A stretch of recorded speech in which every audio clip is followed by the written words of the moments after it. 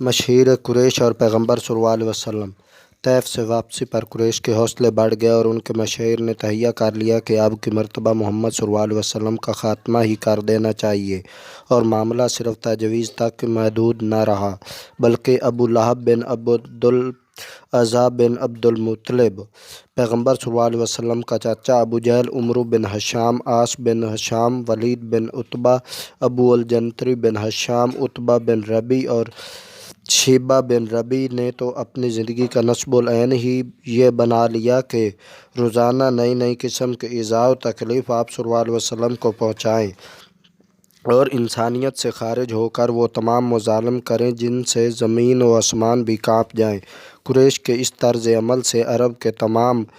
اقبال بھی آپ صلی اللہ علیہ وسلم کے ایذا کے در پہ ہو گئے، مگر خدائے قدوس کے اس پیارے نبی صلی اللہ علیہ وسلم نے یہ سب کچھ سہا اور صبر کیا اور ایک لمحہ کے لیے بھی اپنے نظام عمل کو نہ چھوڑا، اور خاندان، برادری، وطن اور ملک کی متفقہ دشمنی بھی اس کے اعلان حق کو نہ روک سکی، اور آپ صلی اللہ علیہ وسلم برابر اعلان حق اور دعوت تبلیغ اسلام میں مصروف رہے۔